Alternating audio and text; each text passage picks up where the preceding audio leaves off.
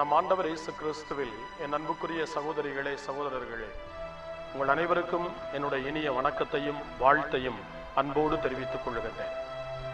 திருவிவிலியத்தை தொடர்ந்து வாசிப்பதனுடைய நல்ல முயற்சியை நாம் நம்பிக்கையோடு தொடங்கி செய்து கொண்டிருக்கிறோம். விவிலியத்தினுடைய முதல் 2 புத்தகங்களை நாம் ஏற்கனவே வாசித்து இன்று 3வது புத்தகத்தை ஜெப உணர்வோடு நம்பிக்கை நிலையிலே நாம் இன்று வாசிக்க தொடங்குகிறோம். இந்த 3வது புத்தகம் லேவியருடைய நூல் என்று சொல்லப்படுகிறது. 5 நூல்களிலே சட்ட நூல்கள் என்று அழைக்கப்படுகின்ற இந்த 5 நூல்களிலே 3வதான இந்த புத்தகத்தை பற்றி ஒரு சிறிய முன்னுரையை இந்த புத்தகத்தினுடைய பகுதிகளை வாசிப்பதற்கு முன்னால் உங்களுக்கு வழங்குவதிலே நான் மகிழ்ச்சி அடைகிறேன். 2வது புத்தகம் விடுதலை பயண புத்தகம் என்று நாம் அதை வாசித்தோம். இந்த விடுதலை பயண வரலாறு தான் சிதறி கிடந்த அந்த அடிமை மக்கள் எகிப்திலே உரிமை இழந்து வாழ்விழந்து பல துன்பங்களை பாரவோனுக்கு கீழே அனுபவித்துக் கொண்டிருந்த அந்த மக்கள் யாவே கடவுளால் மீட்கப்பட்டு ஒரு புதிய நாட்டுக்கு அவர்கள் வழிநடத்தப்பட்டார்கள் என்ற வரலாற்றை நமக்கு எடுத்துச் சொன்னார். அப்பொழுதுதான் கடவுள் அவர்களை ஒரு திருக்கூட்டமாக மாற்றினார். சீனாய் மலையிலே ஆண்டவர் ஒரு உடன்படிக்கையை மோசையோடு செய்து கொண்டார். அந்த உடன்படிக்கை அந்த மக்களை, ஏன் அந்த அடிமைகளை ஆண்டவருடைய பிள்ளைகளாய் மாற்றியது. கடவுள் அவர்களுக்கு தந்தையாக மாறினார். நான் இன்று முதல் உங்களுடைய தந்தையாய் இருப்பேன், நீங்கள் என்னுடைய பிள்ளைகளாய் இருப்பீர்கள் என்று சொல்லி ஆண்டவர் ஒரு புனித உடன்படிக்கையை, ஒரு மேலான உறவுக்கான ஒரு நிலையை அன்று ஏற்படுத்தினார். அந்த உடன்படிக்கையில் அந்த மக்கள் நிலைத்திருக்க வேண்டும். அந்த உடன்படிக்கையில் கொடுக்கப்பட்டிருக்கிற நியமங்களை, சட்டங்களை, வழிமுறைகளை அந்த மக்கள் பின்பற்ற வேண்டும் என்று கடவுள் எதிர்பார்த்தார். அதைத்தான் மோசேக்கு ஆண்டவர் ஒரு திருச்சட்டத்தினுடைய ஒரு புத்தகமாய் அவர்களுக்கு கொடுத்தார். அந்த திருச்சட்டத்தை அவர்கள் கடைபிடிக்க வேண்டும் என்று கடவுள் எதிர்பார்த்தார். எதற்காக? அந்த மக்களுடைய நல்ல வாழ்வுக்காக. மீண்டும் அடிமைகளாய் மாறிவிடக்கூடாது, மீண்டும் தீமையிலே போய் விழுந்து விடக்கூடாது. இந்த இறைவனால் அவர்கள் ஏற்படுத்தப்பட்டிருப்பது ஒரு திருக்கூட்டமாய், ஒரு மக்கள் இனமாய், கடவுளுக்கு சொந்தமான பிள்ளைகளாய். அவர்கள் அந்த உரிமையில், அந்த ஒரு புது வாழ்வில் நிலைத்திருக்க வேண்டும் என்று சொல்லி கடவுள் அவர்களுக்கு பல சட்டங்களை கொடுத்தார். அந்த சட்டங்களிலே மிக முதன்மையானது பலியிடுவதை பற்றிய சட்டங்கள், ஆண்டவருக்கு காணிக்கை செலுத்துவது பற்றிய சட்டங்கள், இந்த கடவுளை உண்மை கடவுளாய் ஏற்றுக்கொண்டு வேறு கடவுளை தேடாமல் இருக்க வேண்டும் என்ற சட்டங்கள். அப்படிப்பட்ட அந்த சட்டங்களுடைய ஒரு பகுதியைத்தான் லேவியருடைய நூல் நமக்கு எடுத்து சொல்கிறது. லேவியருடைய நூல் தொடங்குகின்ற போதே ஆண்டவர் மோசேயோடு பேசினார் என்று தொடங்குகிறது. கடவுள் மோசேயோடு பேசினார். ஒரு மனிதன் இன்னொரு மனிதனோடு பேசுவது போல ஆண்டவர் மோசேயோடு பேசினார். அந்த மோசேயோடு பேசினார் என்பது என்ன சட்டங்களை, என்ன நெறிமுறைகளை, என்ன விதமான ஒழுங்குமுறைகளை ஆண்டவர் இஸ்ரேல் மக்களுக்கு கொடுத்தார் என்பதை இங்கே நமக்கு எடுத்து சொல்லுகிறது. இந்த ஒரு லேவியர் நூல் மோசேயோடு ஆண்டவர் பேசினார் என்றும், அவர்களுக்கு பல சட்டங்களை, வாழ்வுக்கான நெறிமுறைகளை, அவர்கள் எப்படி நடந்து கொள்ள வேண்டும், தீமையானவற்றை விலக்கி நன்மையானவற்றை எப்படி தேட வேண்டும் என்பதைத்தான் இந்த லேவியருடைய நூலினுடைய இந்த சட்ட தொகுப்பு நமக்கு எடுத்து சொல்கிறது. இந்த லேவியர் நூலிலே நாம் வாசிக்கின்ற பொழுது நாம் புரிந்து கொள்ளுகின்ற, தெரிந்து கொள்ளுகின்ற உண்மைகள் பல. அதிலே முதலான ஒரு உண்மை கடவுள் ஒருவரே என்பது மீண்டுமாக இங்கே நிலைநிறுத்தப்படுகிறது. என்னை தவிர வேறு கடவுள் உங்களுக்கு வேண்டாம் என்று சொல்லி, வேறு கடவுளை நீங்கள் தேட வேண்டாம் என்று சொல்லி, வேறு கடவுளை நீங்கள் வழிபடக்கூடாது என்று சொல்லி, வேறு கடவுளுடைய நாட்டத்தை நீங்கள் அறவே விட்டுவிட வேண்டும் என்று சொல்லி கடவுள் அவர்களுக்கு கட்டளை கொடுத்த போது, நானே உங்களுடைய கடவுள், நாம் ஒருவரே உங்கள் கடவுள் என்பதைத்தான் ஒரு மிகப்பெரிய ஒரு உண்மையாக, ஒரு மிகப்பெரிய சட்டமாக கடவுள் அவர்களுக்கு கொடுத்தார். யார் இந்த யாவே கடவுள் என்பதையும் இந்த லேவியருடைய நூல் நமக்கு எடுத்து சொல்லுகிறது. விவிலியம் சொல்லக்கூடிய இந்த யாவே கடவுள் தூய கடவுள் என்பதுதான் மிகப்பெரிய ஒரு பாடமாக, மிகப்பெரிய ஒரு போதனையாக, மிகப்பெரிய சட்டமாக அந்த மக்களுக்கு தரப்பட்டிருக்கிறது. நாம் தூயவராய் இருப்பது போல நீங்களும் தூயவராய் இருங்கள் என்பது கடவுளுடைய ஒரு மேலான கட்டளை. அந்த கடவுள் தூயவர், அந்த கடவுளிடத்தில் பாவம் இல்லை, அந்த கடவுளிடத்தில் தீமை இல்லை. எனவே அந்த கடவுள் நன்மைகளை மட்டும், இரக்கத்தை மட்டும், அன்பை மட்டும் கொண்டிருக்கிற கடவுளாய் இருக்கிறார். நீங்கள் என்னை தேடுவீர்களானால் நான் உங்களுக்கு நலன்களை பொழிவேன். நீங்கள் என்னுடைய சட்டங்களின்படி நடந்தால் நான் உங்களுக்கு நன்மையான ஆசீர்வாதங்களை தருவேன் என்று அந்த கடவுள் சொல்லுவதிலிருந்தே லேவியருடைய நூல் நமக்கு சொல்லக்கூடிய பாடம், அந்த கடவுள் தூயவர், அந்த கடவுள் நன்மை உருவானவர், அந்த கடவுள் நன்மைகளை தன்னுடைய பிள்ளைகளுக்கு செய்பவர் என்பதை இங்கே நமக்கு எடுத்து சொல்கிறது. லேவியருடைய நூல் கோவிலை பற்றியும் பேசுகிறது. அந்த கோவிலிலே கடவுள் குடியிருக்கிறார் என்பதை நமக்கு எடுத்து சொல்கிறது. எனவே கோவிலில் கடவுளை தேடி வருகின்றவர்கள் அந்த கடவுளுடைய தூய்மையையும் அந்த கடவுளுடைய அருளையும் ஆசீரையும் அந்த புனித இடத்திலே பெற்றுக்கொள்வார்கள் என்ற நம்பிக்கையை இந்த லேவியருடைய நூல் நமக்கு எடுத்து சொல்கிறது. கோவிலோடு இணைந்து பலிகளை பற்றி இது பேசுகிறது. பலிகள் எப்பொழுதுமே இறைவனுக்கு மனிதர்கள் காட்டக்கூடிய நல்ல உள்ளத்தினுடைய நன்றி உணர்வினுடைய வெளிப்பாடு. எதற்காக இந்த பலிகள் கடவுளுக்கு இஸ்ரேல் மக்களால் கொடுக்கப்பட்டன, எவ்வப்பொழுதெல்லாம் அது கொடுக்கப்பட வேண்டும், எந்த நோக்கத்திற்காக அந்த பலிகள் செலுத்தப்பட வேண்டும் என்பதையெல்லாம் முதலாக நமக்கு சொல்லக்கூடிய நூல் இந்த லேவியருடைய நூல். பல பலிகள் பழைய ஏற்பாட்டின் காலத்திலே மோசேயினுடைய சட்டத்தினுடைய அடிப்படையிலே இஸ்ரேல் மக்களால் கடவுளுக்கு செலுத்தப்பட்டாலும் 3 முக்கியமான பலிகளை பற்றி இந்த லேவியருடைய நூலிலே நாம் பார்க்கின்றோம். எரிபலி, நல்லுறவு பலி, பாவம் போக்கும் பலி என்று சொல்லி இந்த பலிகள் விவரிக்கப்படுகின்றன. இந்த பலிகளின் காணிக்கைகள் கடவுளுக்குரியது. இரத்தத்தை ஆண்டவருக்கு பலிபீடத்திலே செலுத்தினார்கள் என்று இந்த புத்தகத்திலே வாசிக்கின்றோம். இரத்தத்தை அந்த பலிபீடத்திலே ஊற்றிய பொழுது அது தங்களையே கடவுளுக்கு கொடுத்த ஒரு அர்ப்பணத்தினுடைய வெளிப்பாடாக, தங்களையே கடவுளுக்கு முழுமையாக ஒப்பு கொடுக்கக்கூடிய அந்த ஒரு காணிக்கையினுடைய வெளிப்பாடாக இரத்தம் ஆண்டவருக்கு செலுத்தப்பட்டது. இரத்தத்தோடு கூடிய எதையும் எந்த மனிதனும் எடுத்துக்கொள்ள கூடாது என்று இந்த கட்டளை சொல்வதிலிருந்தே மனிதன் தன்னை முழுமையாக இறைவனுக்கு கொடுக்க வேண்டும், அதுதான் மிகப்பெரிய காணிக்கை என்பதையும் இந்த காணிக்கைக்கான பலிகளுக்கான சட்டங்கள் லேவியருடைய புத்தகத்திலே நமக்கு மிக தெளிவாக எடுத்து சொல்லுகின்றன. மாசு மறுவற்ற பலிப்பொருள் என்று சொல்லி இந்த லேவியருடைய நூலிலே நாம் தொடர்ந்து வாசிக்க போகின்றோம். மாசு மறுவற்ற பலியைத்தான் கடவுள் விரும்புகின்றார். பாவத்தோடு கூடிய வாழ்க்கையை அல்ல, பலவீனத்தோடு நிறைந்திருக்கிற வாழ்க்கையை அல்ல, மாசு மறுவற்றவர்களாய் பொருட்களை கொடுப்பதை விட நம்மை அந்த கடவுளுக்கு உரியவர்கள் ஆக்க வேண்டும் என்பதைத்தான் லேவியருடைய நூல் எதிர்பார்க்கின்றது. லேவியருடைய புத்தகத்திலே பல்வேறு பலிகள் கொடுக்கப்படுகின்ற பொழுது அதை லேவியர்கள் எதையெல்லாம் எடுத்துக்கொள்ள முடியும் என்பதையும் இந்த புத்தகத்தினுடைய தொடர்ச்சி பகுதியிலே நாம் வாசிக்க போகின்றோம். ஆண்டவரே உரிமை சொத்து என்று சொல்லி இந்த லேவிய இடத்தை சார்ந்த அத்தனை குருக்களும் அவர்களுடைய மக்களும் ஏற்றுக்கொண்டாலும் இவர்களுக்கு எந்த சொத்துகளும் பகிர்ந்தளிக்கப்படவில்லை. இஸ்ரேலுடைய பல குலங்களுக்கு அந்த நாடு பிரித்து கொடுக்கப்பட்டது. அந்த நாட்டினுடைய சொத்துகளும் உடைமைகளும் பகுதிகளும் பிரித்து கொடுக்கப்பட்டன. ஆனால் லேவியர்களுக்கு இந்த மண்ணை சார்ந்த எதுவும் கொடுக்கப்படவில்லை. ஆனால் ஆண்டவரே எங்களுடைய உரிமை சொத்து என்று சொல்லி அந்த லேவியர்கள் கடவுளை தங்களுடைய சொத்தாக மாற்றிக்கொண்டார்கள்.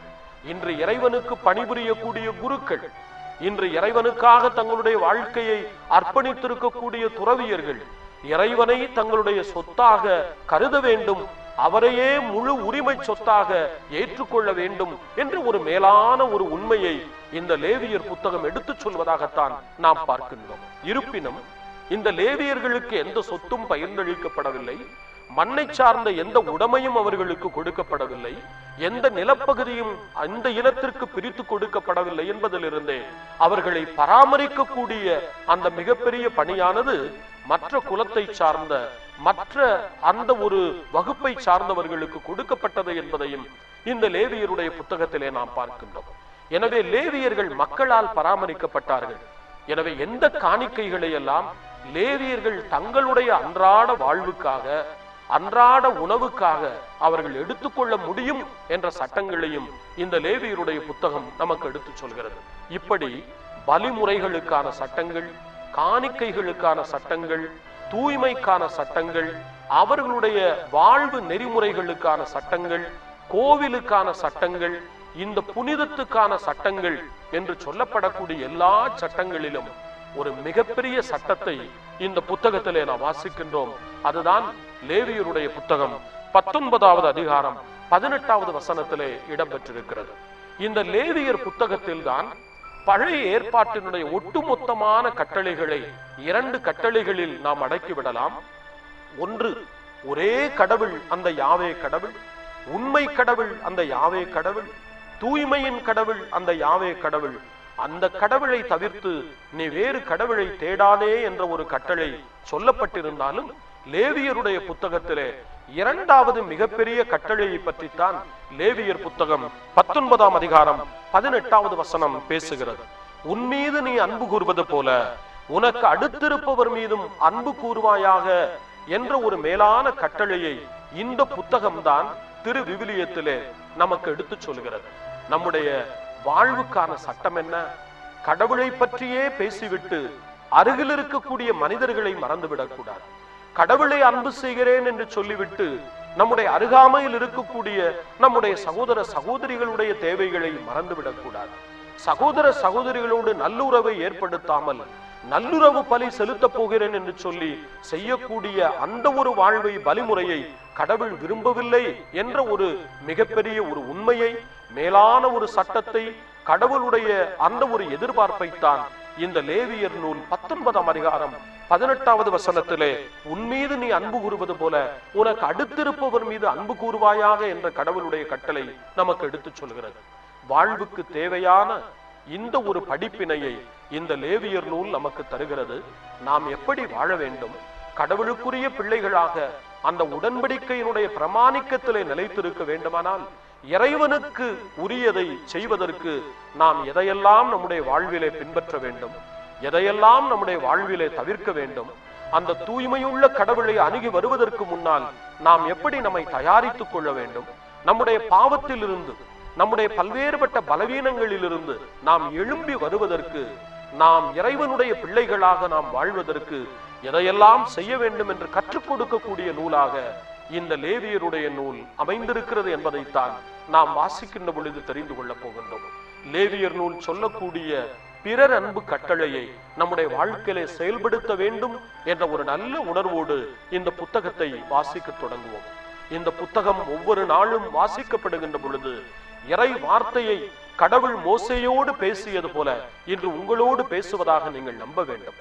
எத்தனையோ 1000 ஆண்டுகளுக்கு முன்னால் கடவுள் மோசேயோடு பேசி தன்னுடைய மக்களுக்கான அந்த நெறிமுறைகளை, வாழ்வு முறைகளை கொடுத்தது போல இன்று உங்களுடைய குடும்பங்களுக்கு, உங்களுடைய பிள்ளைகளுடைய வாழ்வுக்கு, உங்களுடைய நல்ல வாழ்வுக்கு ஆண்டவர் இன்று இந்த கட்டளைகளை மீண்டுமாய் உங்களோடு பேசுகிறார் என்பதை நீங்கள் நல்ல நம்பிக்கையோடு, விசுவாசத்தோடு ஏற்றுக்கொண்டு இந்த புத்தகத்தினுடைய பகுதிக்கு செவி கொடுத்தால் ஆண்டவர் உங்கள் மீது ஆசிரை பொழிவார், உங்கள் குடும்பத்தின் மீது ஆசிரை பொழிவார்.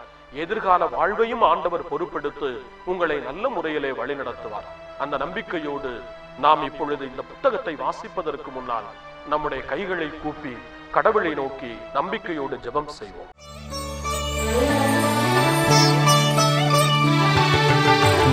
பாதம் அமர்ந்தேன் என் இயேசுவே, உம் திருமுக தரிசனம் நான் காணவே. உம் பாதம் அமர்ந்தேன் என் இயேசுவே, உம் திருமுக தரிசனம் நான் காணவே.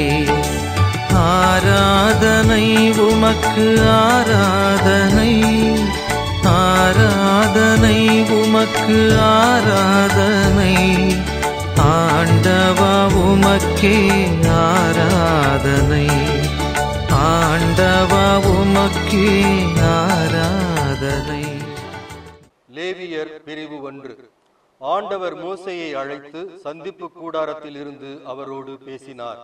இஸ்ரவேல் மக்களோடு நீ பேசி அவர்களுக்கு சொல்ல வேண்டியது, உங்களில் ஒருவர் ஆண்டவருக்கு நேர்ச்சை செலுத்த வந்தால் மாட்டு மந்தையிலிருந்தோ ஆட்டு மந்தையிலிருந்தோ கால்நடையை ஒப்புக் கொடுப்பார்.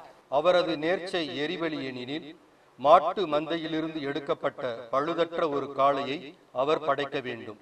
ஆண்டவர் திருமுன் ஏற்புடையதாகுமாறு அதை சந்திப்பு கூடார நுழைவாயிலில் அவர் படைக்கட்டும்.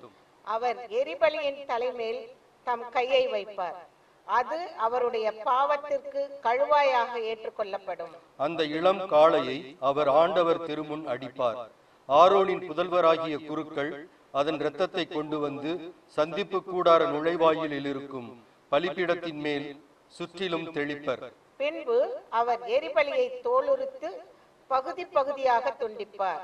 ஆரோனின் புதல்வராகிய குருக்கள் பலிபீடத்தின் மேல் தழலிட்டு அந்நெருப்பின் மேல் விறகு கட்டைகளை அடுக்குவர். ஆரோனின் புதல்வராகிய குருக்கள் துண்டங்களையும் தலையையும் கொழுப்பையும் பலிபீடத்தில் உள்ள நெருப்பில் அடுக்கி இருக்கிற கட்டைகளின் மேல் அடுக்கி வைப்பர்.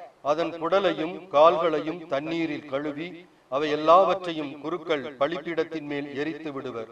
நெருப்பாலான இது ஆண்டவர் விரும்பும் நறுமணமிக்க நெருப்பு பலி ஆகும். எரிபலிக்கான அவரது நேர்ச்சை ஆட்டு மந்தையில் உள்ள செம்மறி அல்லது வெள்ளாடாக இருந்தால் அவர் பழுதற்ற ஓர் ஆட்டுக்கிடாயை கொண்டு வர வேண்டும். ஆண்டவர் திருமுன் பலிபீடத்தின் வடபுறத்தில் அதை அவர் கொல்ல வேண்டும். ஆரோனின் புதல்வராகிய குருக்கள் அதன் இரத்தத்தை பலிபீடத்தின் மேல் சுற்றிலும் தெளிப்பர். அவர் அதை பகுதிகளாக துண்டித்து துண்டங்களோடு தலையையும் கொழுப்பையும் சேர்த்து வைப்பார். பின்பு குரு அவற்றை பலிபீடத்தில் உள்ள நெருப்பின் மேல் இருக்கிற கட்டைகளின் மேல் அடுக்கி வைப்பார். அதன் குடலும் பின்னந்தொடைகளும் தண்ணீரால் கழுவப்படும். அவை அனைத்தையும் பலிபீடத்தின் மேல் குரு எரியூட்டுவார். இது ஆண்டவர் விரும்பும் நறுமணமிக்க நெருப்பாலான எரிபலியாகும். அவர் ஆண்டவருக்கு செலுத்தும் நேர்ச்சை பறவை எரிபலி எனில் காட்டு புறாக்களையாவது மாடப்புறாக்களையாவது நேர்ச்சையாக செலுத்த வேண்டும். அதை குரு பலிபீட தண்டையில் கொண்டு வந்து அதன் தலையை திருகி பலிபீடத்தில் எரித்து விடுவார். அதன் இரத்தத்தையோ பலிபீடத்தின் பக்கத்தில் சிந்த விடுவார். அதன் இரைப்பையையும் இறகுகளையும் அகற்றி அவற்றை பலிபீடத்திற்கு அருகில் கிழக்கு புறமாக சாம்பல் இடுகிற இடத்தில் எரிந்து விடுவார். அதன் ரெக்கைகளை பிடித்து இரண்டாக்காமல் அதனை கிழிப்பார். அவ்வாறு கிழித்த பின் குரு அதை பலிபீடத்தில் உள்ள நெருப்பில் இருக்கிற கட்டைகளின் மேல் எரியூட்டுவார். இது ஆண்டவர் விரும்பும் நறுமணமிக்க நெருப்பாலான எரிபலி ஆகும். கடவுளை நோக்கி நம்பிக்கையோடு ஜெபம் செய்வோம். இரக்கமும் அன்பும் நிறைந்த வானக தந்தையே, நாங்கள் உமக்கு நன்றி கூறுகிறோம். உயிரளிக்கக்கூடிய வாழ்வு தரக்கூடிய உம்முடைய வார்த்தைகளை நாங்கள் வாசிக்கக்கூடிய ஒரு பெரிய ஒரு வாய்ப்பை, ஒரு பாக்கியத்தை நீர் எங்களுக்கு தந்திருக்கிறீர். உமக்கு நன்றி.